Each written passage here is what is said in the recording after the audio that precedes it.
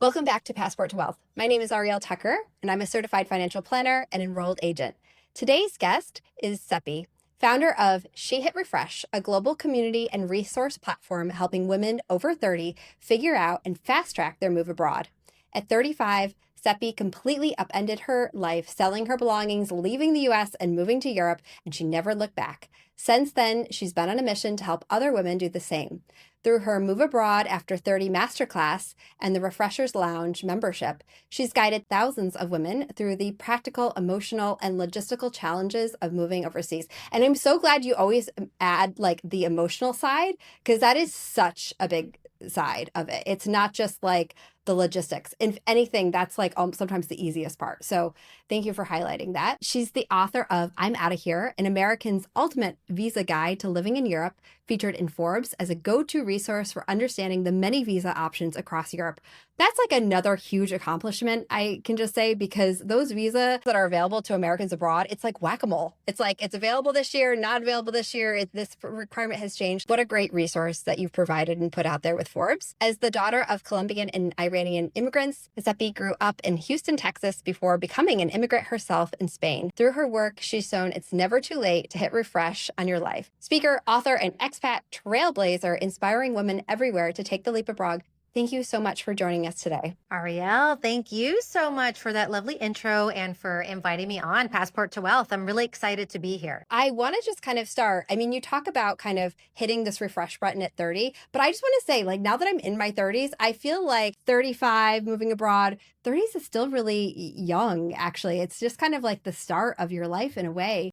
I'm curious, at 35, what really inspired or motivated you to move abroad? And how did you choose Spain as your destination? Yes, I love this question. Well, I fell in love with Spain many, many moons ago. So I'm very transparent with my age. I'm 45 now, but I first came to Spain when I was 21. And I just fell in love with Spain, specifically Madrid. And it really was just that city captivated me. I really think Madrid is a city that never sleeps, not New York. It has a certain energy, vibrancy. The way of life there is something that just I instantly felt like I had my Goldilocks moment there, is what I like to say, where it just felt like a place where I really felt like I belonged. So for many years, I chased Spain and tried to make it work. But as an American, getting a visa was very hard. So after many, failed attempts, I finally made it back to Spain. And so I knew it was always Spain, even though I had traveled to many places. So when you were 21, what brought you to Spain the first time? Yes, I came to study Spanish for the summer. So I was actually very fortunate in high school. I had a lot of friends who were from Europe. And my parents, for my 17th birthday, actually sent me to the Netherlands to visit one of them. And that's where I got the travel bug. So from 17, every summer, I was going to a different country in Europe to kind of check them out. And so when I was 21 that summer, it was Spain's turn for me to have a summer there. I like that theme of like falling in love with travel at a really young age. I see that so often with women and myself. I also fell in love with Italy when I was 18 because I was on like my high school trip and we went to Italy and I was like, oh my God, wait, people live in a different way. They don't live like, the suburbs of the US. It was just such an eye-opening moment for me. And you talk a little bit about the challenges of coming back to Spain. So when did you realize like you really wanted to come back to Spain? Yeah. I mean, I think it was that trip. Even though I came in a capacity where I knew I was only going to be here 3 months, I was 21. I was still in college. I had to go back to the US and finish university. So moving to Spain wasn't really a possibility. But I came back again a few years later in 2006 to teach English in a government-run program that still exists today. And I think it's that 1 year that I spent in a different region of Spain in the south that really, put that in my mind that I want to live here. And so one of the biggest challenges for me, as I mentioned over the years, was probably a combination of things, not just the visa, but also visas tied to work. What was I going to do for work? Those two things, back then, this was the 2000s, remote work wasn't an option. So I tried to live in Spain with the means that I had, which was coming to teach English on that student visa. I ended up doing a master's at some point, another student visa. But really, I was always shooting my shot, trying to get a work visa sponsorship, but nothing came about. And that was many years. That was probably like 10 years of trying and failing. And fast forward to 10 years ago when I was 35 and living in Texas. I just thought, you know what? I still have this dream to live in Spain. And if I don't try it one more time, I'm really going to regret it. Like, as you mentioned earlier, your 30s sound so young, but I remember being 35 and just thinking I was a little bit past my prime. And it was kind of crazy to be trying to move abroad at this stage of my life. But I tried one more time and I had to come back and teach English again on that same program I did 10 years before, which felt like a step back. But I came back and I just knew, I know myself, I can hustle my way into things. So I knew, let me just get there again and I will figure out a way to stay on my terms. Yeah. And I think that's another theme that I see a lot with expats. It's like if you really fall in love with a place, you have to be really flexible about how you get into that place. And once you're there, sometimes it's easier because you're on the ground, you're meeting people, you're a real person. You're not just a resume that's coming through and kind of getting rejected because you have a US address on it. So I think that's like a really important point, to be really flexible when you're making that move to a place that you love, if you're not moving with a corporation. And I think you're right. It's also changed a lot with visas, and there's a lot more flexibility in visas now than there were, before the pandemic. So that's kind of been an exciting development for a lot of people. Definitely. I would say, I mean, that's what's changed the most. When I moved, digital nomad visa doesn't exist. And so really the only way to work abroad was to get transferred with the company, which just isn't an opportunity, not a possibility for many Americans. Or getting a work visa sponsorship, which is so difficult if you are from the US. So now having the option to come with a digital nomad visa, if I would have had that option 10 years ago or 20 years ago, it would have made it much more possible for me to come, and probably a lot easier, more of a straight line to get here than all the squiggles that I had to do. And another thing, like, I think it's just important to highlight, and we talk about this on our show before, is, just because you have a U.S. passport, it doesn't give you a right to live or work in a place. And so there's really like all the steps and all the headaches and challenges that you had to navigate over those 10 years. I mean, you really kind of have to go through those to do it correctly, because in most cases, there are a few exceptions, you can't just show up and have a right to work in a country. So something to definitely consider as you look to navigate abroad. I mean, you moved to teach when you came back 10 years ago. When you moved back, was there any like surprising challenges that you found yourself navigating in those first few months back in Spain? I think one that is still a big challenge is housing. So finding housing is always hard. It is like going on a casting or interview, right? And it's even tougher now, as everyone knows, much of the world is facing housing crisis. So there's just more demand than there is supply. So that took a while to find housing, which is something that, I don't know, I just didn't really anticipate. So then you're spending more money in the beginning, staying in temporary housing, and then money adds stress. And so kind of you're excited to be in a new country, but then there's a kind of a lot of stress that comes with those first few weeks and months that you're there. I think the other thing, I mean, just mentioning work again. So work is a stress. Sometimes when you move abroad, you have to take that stopgap solution. Or for some people, they can take that stopgap solution knowing that they have to figure out those next steps. So it's a bit of a stressful journey trying to put those pieces together. And I think another one is just friendships, like making friends. That took a lot longer than I thought. And I would consider myself an extroverted person. I definitely put in the energy to make friends, which is what you have to do as an adult when you move abroad.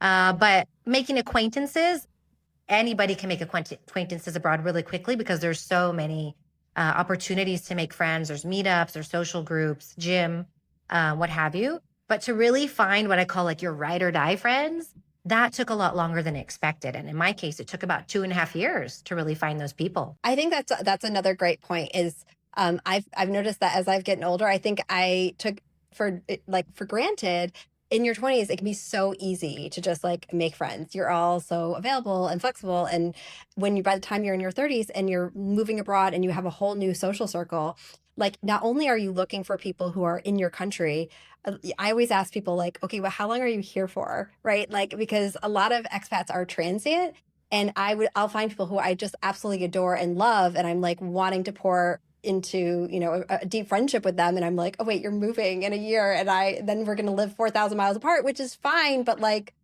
I'm always trying to balance that. I don't know if that's something that you consider when you're making friends. Yeah, I mean, that's true. There is that revolving door, especially if you're living in a popular city of people coming and going. And I think that's one of the challenges too of making friends with locals. Because when we say making friends, I know I hear a lot of people say, well, I want to move abroad, but I don't want to have any American friends. I just want local friends. And that's another thing I think that's surprising to people is how challenging it is to get into those local circles, because locals have their friends a lot of times for most of their life where they're living. And they're not really looking to take on the token expat or foreigner. But also it just takes time to make those local friends as well. And you also talked about housing, and that's like such a good point because again, housing is so much more expensive and so much more complicated to get as an expat, especially dependent on your visa type, right? So it's definitely something that landlords are looking at, like how long is your visa valid for?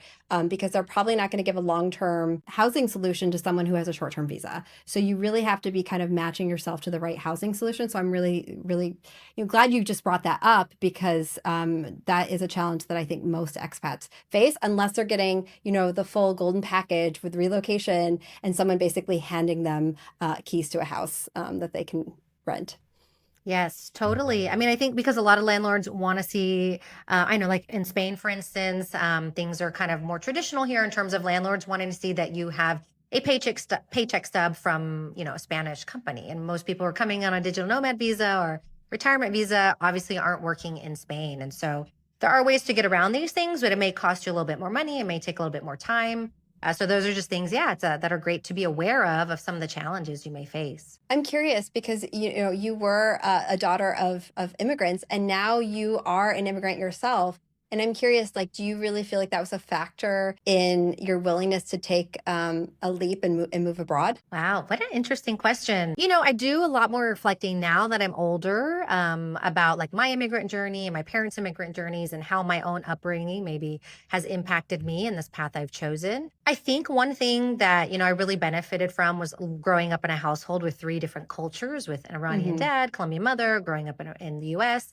That gave me like this sense of adaptability. I think I'm very adaptable and I really feel a part of different cultures. Like I don't always see them as other, where I think some people may if they've just grown up with a monoculture. So coming to Spain, like I feel like I adapted very quickly. It wasn't so scary to come here. So I think that really helped me. And I would have to reflect more in other ways, but definitely I think just having that adaptability has made it a soft landing for myself. Yeah, it's such an important skill when you're an expat to just be adaptable. And if you don't have that skill, you're going to learn it very, very quickly on your journey. I want to jump over to your class. So you have your master class where you've helped hundreds, if not thousands of women. What are kind of some of the more common fears or roadblocks that you see, and how do you help women overcome those? Yes, thank you so much for asking about my Move Abroad After 30 masterclass. So in the masterclass, we go over the main obstacles or stages to moving abroad because there's so many things that come into moving abroad. They have to consider logistics, but really there's only 4 that you have to consider to get yourself abroad. And really it's like getting clear on what does moving abroad mean to you. So I think people struggle with that clarity. Sometimes I think they go into this thinking like they're going to just kind of live their life, but in a different country. But this is actually an opportunity for you to redesign your life in a way that really is in alignment with how you want to live, right? Instead of like falling into that cookie cutter lifestyle that we're told is the path to success. Like you can actually design it a completely different way. So just getting clear on what a move abroad means to you. Mindset, I would say we go over that. The biggest blockers people have. I think there's some misconceptions that they're an only, right? That I'm the only one my age that wants to do this. This is for college students or retirees. But the truth is there's so many women and people out there, in their 30s, 40s and above who are doing this. So it's actually not that crazy. I think some people think it's kind of expensive to do. And actually you don't have to be rich to move abroad. You do need to have a financial plan, right? You need to know how you're going to support yourself, but it's very doable for people. And I think a lot of people get stuck in 2 things. One is like information overload, analysis paralysis. And one thing we help people with is just understanding like you don't have to make the perfect decision, and there is no perfect decision. You have to take a lot of imperfect action on your move abroad. Yes, you need to do the research, take the scouting trip and be comfortable with your plan, but some things are going to be unknown until you do it. And then last but not least, people just want to be assured that they're making the right decision. And that's something else too, of like, you can never know until you do it. So there is kind of like that need of having to let go of some of the control. But other than clarity and mindset, the 2 other blockers that we help people with that you really have to figure out before you go is what you're going to do for work or income, and also what visa you're going to go on. As you mentioned earlier, you cannot really just pick up and move to a country as an American, you're going to have to get a visa that lets you live there long term. So we cover all of those things to help people overcome their biggest blockers so that they can start taking action and finally make this dream come true. Yeah, and I'm curious. So in the masterclass, then people come to you and they're like, I just want to get out of the US. I want to leave. I want to build my life abroad. I want to be somewhere warm. Do you actually help them narrow down specific countries or visa options for them, or how do you approach that? Yeah. So every day we have a training. It's a 4-day training. So we have a visa day and also a work day. So work, we're really talking about your work options. So, you don't just have to teach English if you want to move abroad. So we talk about, remote work and the visas that come with that, getting sponsored abroad, being a freelancer abroad, which is very different, a digital nomad visa, and some other visa options, other work options or income options. But then also on the visa day, we're talking about specific visas, what countries have those visas, and really what are the requirements for those visas. So a lot of people maybe have never heard of a non-lucrative visa or a retirement visa, or they think, oh, I have to be of retired age to qualify for those. And we really demystify that and let them know, like, no, you can actually be 30 and move abroad on a retirement visa, but here are the requirements that you'll have to meet. So really educating people and helping them out of that, information overload and giving them the meat that they need to understand kind of what are the best solutions for them.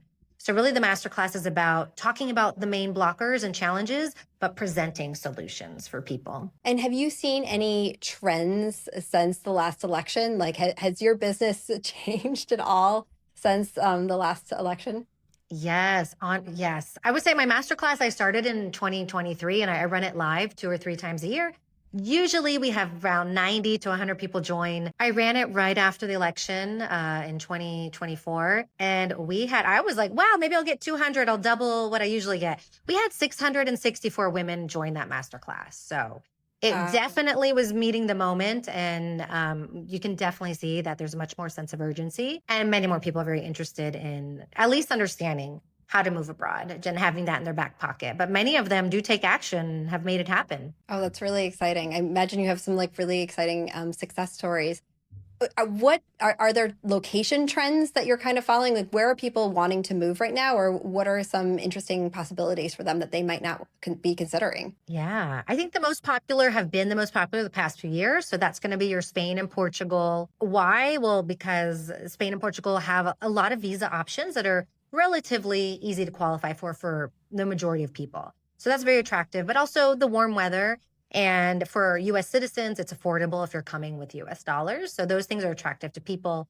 But I always like to let people know about another option that gets overlooked and is still kind of under the radar, and that is Albania. So a lot of people maybe don't even know where to locate Albania on a map, but it's right above Greece and across from the Adriatic to Italy. And it is a great option for US citizens because you can actually move to Albania without a visa as a US citizen. So you can literally hop on a plane tonight and start living there tomorrow. You can be there visa free for a year, and then there are options to extend your stay. So that's a really interesting option for people who maybe don't qualify for other visas yet. And I've actually I went there last year to check it out myself and also speak to Americans to see why they're moving there. Other than that, it's visa free and very inexpensive. And for a lot of people, it's kind of that stopgap solution. Like they wanted to leave the US, but maybe Spain was their ultimate goal, but they didn't qualify yet, or maybe, couldn't afford Spain yet.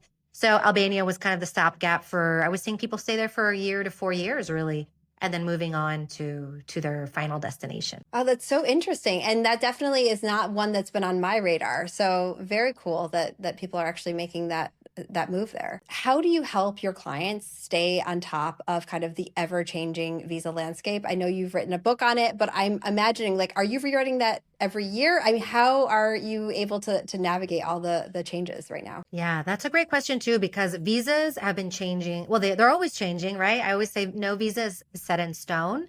So if there's a visa that you're going for, always the sooner you can apply, the better. But I would say in the last few years, visas, at least in Europe, have been changing a lot with new visas coming, other visas that have been existing for a long time being removed. And so, yes, we stay on top of that. So I have the visa guide that you mentioned, which covers the 19 easiest countries to move to in Europe based on visa options. So while there's 44 countries in Europe, really 19 you should focus on if you want to move here. And in my guide, you can see all the visa options. There's over 50 visa options. And yes, this is a digital guide. And a lot of people ask, well, I really like hard copy. I don't want a digital.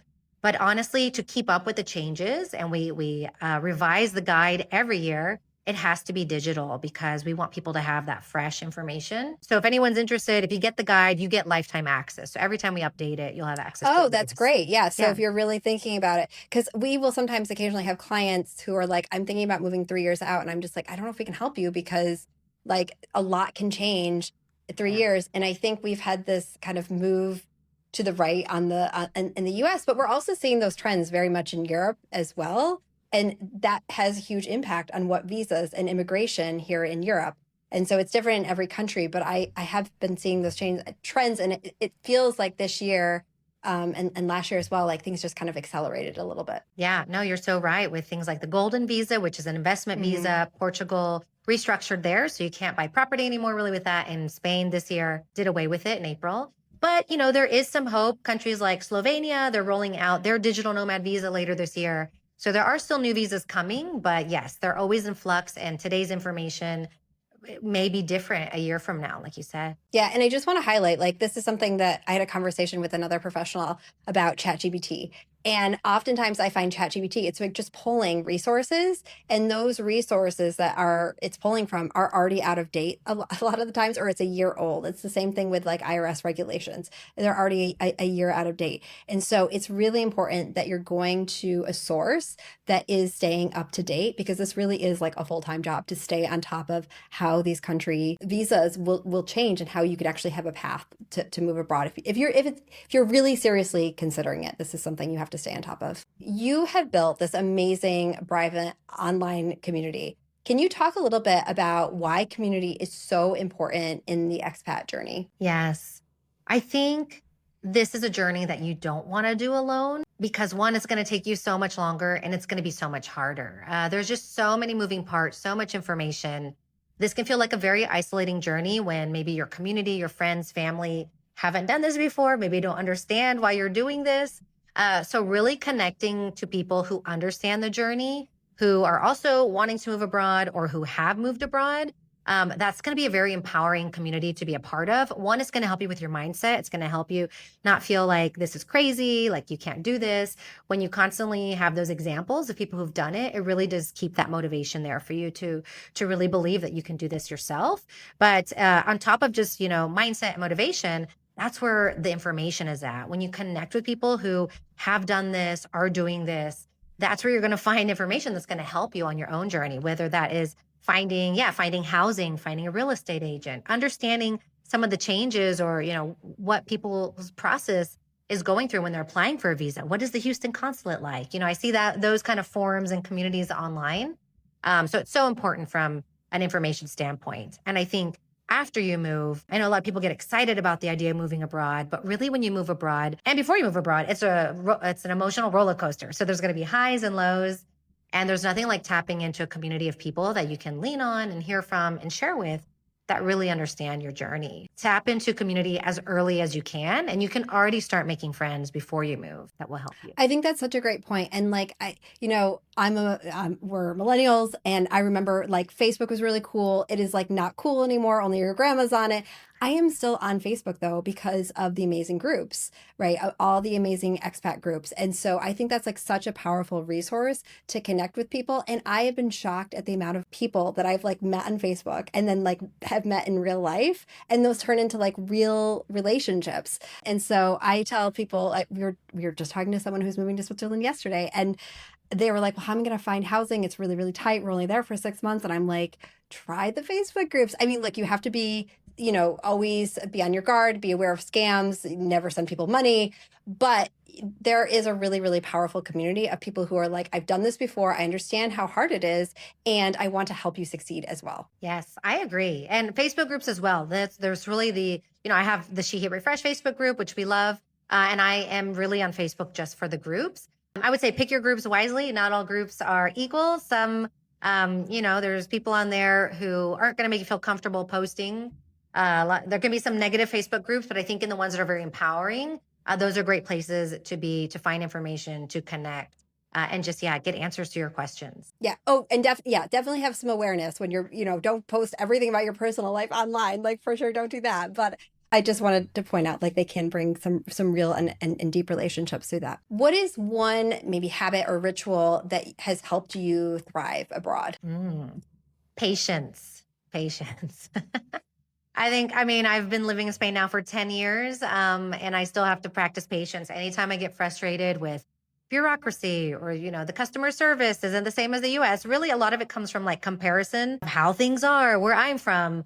I just have to be like, you know what? This is life reteaching me the lesson of patience. Like different country, different culture. Also, why am I rushing? I don't need to be rushing. Like just take your time in life, enjoy the moment, be present. So patience is something that has helped me. And that's really going to help people who are moving abroad, because there's going to be a lot of things that are, again, out of your control, things that are going to take longer than they were expected to. And patience is going to save you a lot of stress and energy and just being in that negative mind state, and allow you to just accept what is and move on, because you're living an amazing life abroad. Let's not be stressed about the little things. I think that's such a good point. You are living in a different system. And I've had so much frustration that you just like crying and wanting to, pull your hair out because of the bureaucracy that makes literally no sense to you. And it's just kind of like, well, this is a different system. This is a completely different system. We're not in the US anymore. Things operate differently. It's a different timeline. It's a different process. And you basically have to learn to accept that, or you will go crazy. And I think it also goes like, as you think about countries that you want to think about, like move to, like I'm from New York. I'm from upstate New York. And I'm a little bit more type A. I think anything past, Pennsylvania is the deep South. And I like order. And so living in Germany and Switzerland actually like really has worked for me. I know I could never move to Italy, Spain, or Portugal. Like those are not my countries. I would die. So you really have to think about like your personality when you are thinking about where do I actually want to end up. So just a point there. Okay, final question. Oh, wait, I just want to say something, because I think that is such a great point that you pointed out. You need to know what kind of culture suits you, because Europe is not a monolith, right? As you said, for me, I love a bit of chaos. So definitely Mediterranean is my style. Switzerland is probably the most beautiful country here in Europe. But the same thing, like I've said this on other podcasts, like a Switzerland, a Germany, a Norway, I just don't think I could do. I think there's a little bit too much structure and too many rules. And so you really have to know what culture suits you best, or what suits what kind of lifestyle you want to have, because that also, you're not going to thrive if you're not in a place that isn't for you, even if it is on the top 5 best places in the world to live, right? Mm-hmm. Yes, exactly. Stay away from those top 5 lists, because it might not work for you. Okay, final question. If someone came to you today saying they wanted to move abroad, what would be the first thing that you would tell them? Ooh, one I would say, oh my gosh, tell me all about it. Want to hear? But the first thing that I would say is to, let me think real quick. There's a lot of things I would say. I think the first thing I would say would just get clear on your vision. That's the first thing. Because as I mentioned earlier, when people say they want to move abroad, everybody has a different vision of what that looks like to them in their mind. And some people don't even have that vision yet, right? They just, maybe read an article and thought, wow, she seems so free, or, her life seems so great. So really get clear on what that means for you. Again, going back to, where do you want to live? What's a good culture fit? Do you need to be close to the US? Maybe Latin America is a good place for you. What are you doing for work? So really just start thinking about what that lifestyle means for you. And in terms of that clarity, I just want to mention again what I said earlier. Let your imagination kind of run wild at this stage, in terms of allowing yourself to really envision your best life here. You don't have to recreate the life you have in another country. You can actually create a completely different kind of life. So just like take some time to think about that and get clarity on what a move abroad means to you. Oh, I love that. Yes, define it, write it down, make your vision board, do all the things, and make a plan. Thank you so much for joining us today. I really appreciate you sharing your insights with us. Have a great day. Thank you so much. Thanks for having me. The content shared in this podcast is intended for informational and entertainment purposes only, and should not be considered financial, tax, or legal advice. We encourage you to consult with a qualified financial advisor, tax professional, or other licensed expert before making any decisions based on the topics discussed.